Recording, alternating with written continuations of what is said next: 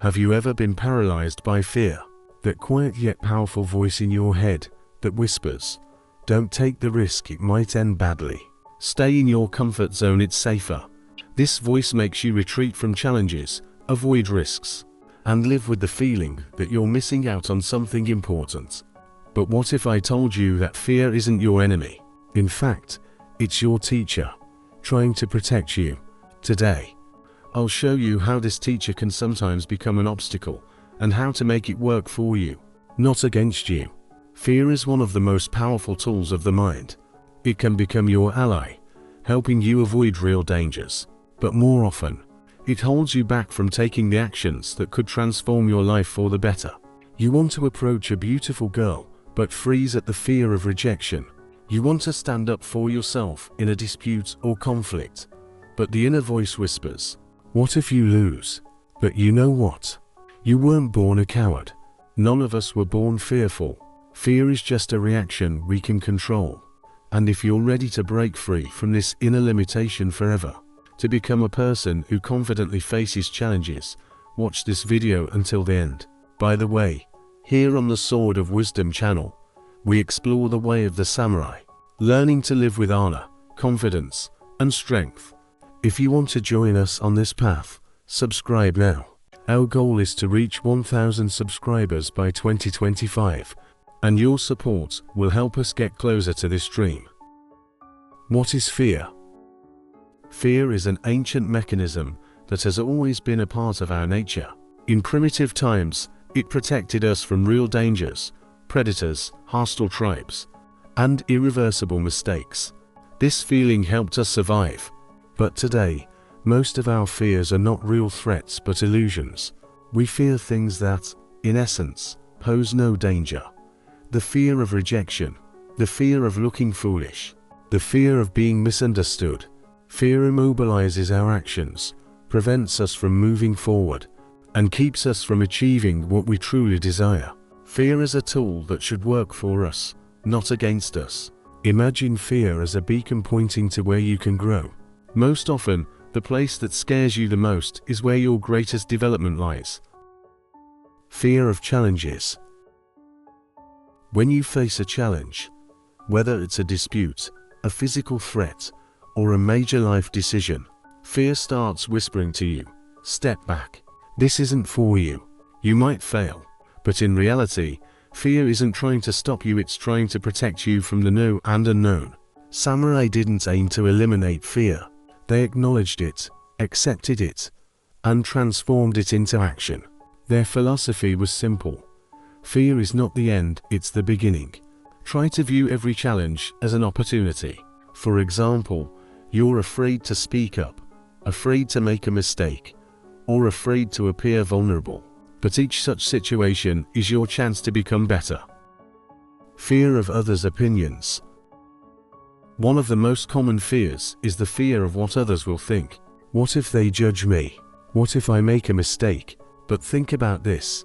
How many times have you judged someone else's mistakes, only to forget about them a minute later? It's the same with you. People are more preoccupied with themselves than with your actions. The samurai path teaches us not to depend on the opinion of the crowd, to respect yourself and your decisions. When you act from inner confidence, the fear of others' opinions loses its power. Fear of rejection. Rejection is another area where fear often defeats us. It could be rejection at work, in personal relationships, or in any endeavor you take on. But it's important to understand, rejection isn't the end of the road, it's just another step. Samurai believe that the journey is more important than the outcome. Every rejection makes you stronger, every mistake is a lesson. Instead of fearing it, embrace rejection as part of your story. Fear as a teacher. Fear is often seen as a negative force, something that holds us back and prevents us from achieving our goals. It whispers doubts into our minds, makes our hands tremble, and convinces us to retreat. But what if we could see fear differently? What if fear, instead of being an enemy, could be a teacher guide showing us where we need to grow? The first step in understanding fear as a teacher is to recognize that it serves a purpose. Fear is not inherently bad. It evolved as a survival mechanism to protect us from real dangers. Thousands of years ago, fear kept our ancestors alive by warning them of predators, natural disasters, or hostile tribes. It was a signal to prepare, to flee, or to fight. Without fear, humanity might not have survived. However, the world we live in today is vastly different from the one our ancestors faced. Most of the threats we encounter are not life-threatening. Instead of predators, we fear rejection. Instead of natural disasters, we fear failure. These modern fears are often based on perception rather than reality, and they can hold us back from pursuing our dreams. When we encounter fear, it's essential to pause and ask ourselves, why am I afraid? What is this fear trying to tell me? Fear is like a flashlight in the dark. It illuminates the areas in our lives where we need to grow. If you fear public speaking, it might mean that you need to work on your confidence or communication skills. If you fear rejection, it could be a sign that you value external validation too much. By asking the right questions, you can transform fear into a source of insight. Let's break this down further. Fear often highlights our boundaries. It shows us where we are comfortable and where we are not. Imagine standing at the edge of a diving board, looking down at the water. Your fear tells you that stepping off the board is risky, that it's safer to stay where you are. But if you never take the leap, you'll never experience the thrill of the dive or learn how to swim better. Fear, in this case, is showing you the boundary between who you are and who you could become. The Samurai understood this principle deeply. For them, fear was not something to be eradicated, but something to be mastered. They believed that by facing fear head-on, they could grow stronger and wiser. Fear, in their philosophy, was the starting point of courage. To be courageous didn't mean to live without fear, it meant to act despite it. This perspective is especially useful in modern life. Consider the fear of failure, a common barrier that stops people from pursuing their goals. Failure is often seen as the end of the road, a confirmation of inadequacy. But what if we reframed failure as a lesson? What if, instead of fearing it, we embraced it as part of the journey? Every great inventor, entrepreneur, or artist has faced failure. They learned from it, adapted, and tried again. Fear of failure, when understood as a teacher, can push us to prepare better, think creatively, and develop resilience. Another way to see fear as a teacher is to recognize its role in building self-awareness. Fear forces us to confront uncomfortable truths about ourselves. For example, the fear of criticism might reveal a deep-seated insecurity or a lack of confidence. The fear of speaking up in a group could highlight a need to work on communication skills. These fears, while uncomfortable, are valuable because they shine a light on areas we might otherwise ignore. But fear isn't just about pointing out weaknesses, it also points to potential. The things we fear the most often align with our greatest opportunities for growth. If you're afraid to start a new project, it might be because it challenges you in ways you're not used to. If you're afraid to confront someone, it could be because that conversation has the power to transform your relationship. Fear, in this way, acts as a compass, guiding us toward the experiences that will help us grow. Of course, not all fear is productive. Some fears are irrational or exaggerated, created by our minds to avoid discomfort. These are the fears that we need to learn to manage. But even irrational fears can teach us something. They can reveal patterns in our thinking or areas where we've let past experiences shape our present behavior. For instance, if you fear public speaking because of a bad experience in the past, it's an opportunity to address that memory and rewrite the narrative. The key to working with fear as a teacher is to change your relationship with it. Instead of seeing fear as an obstacle, see it as a challenge. When fear rises, don't suppress it or run from it. Instead, acknowledge it and ask, what are you trying to teach me? This shift in mindset can transform fear from a paralyzing force into a source of power. One practical way to do this is through reflection. Keep a journal where you write about your fears, what triggers them, how they make you feel, and what you learn from them. Over time, you'll start to see patterns.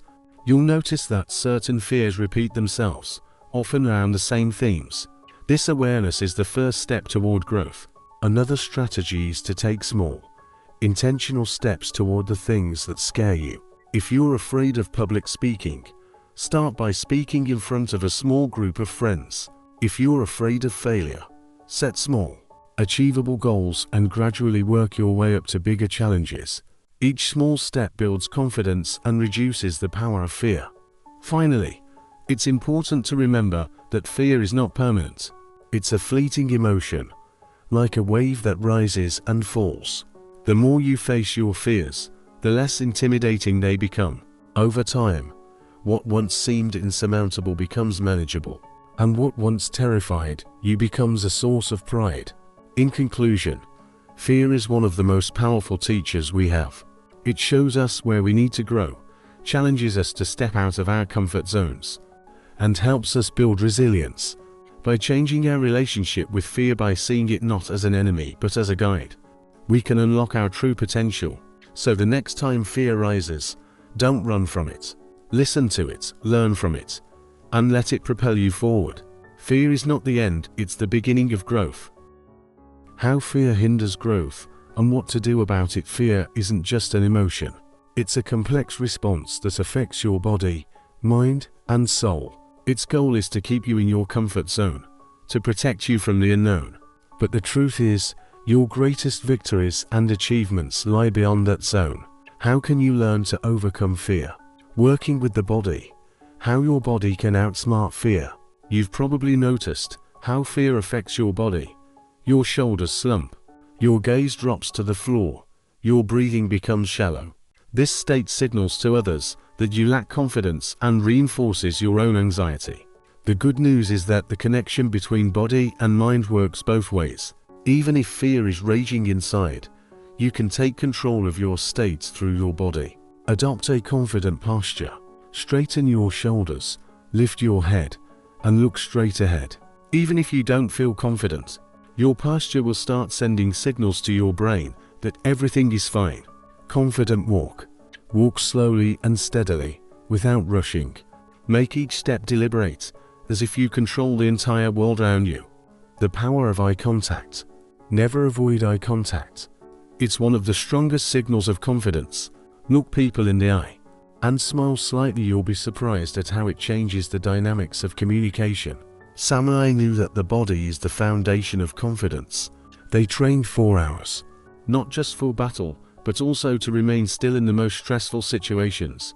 This allowed them to maintain control over their emotions and the situation.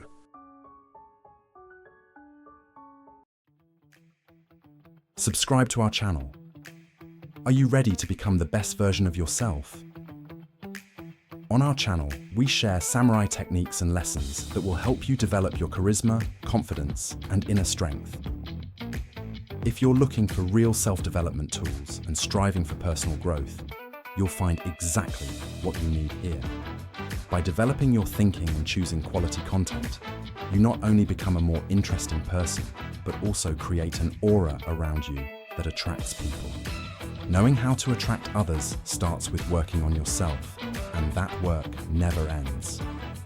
Every day is an opportunity to become a better person, and your efforts will be noticed.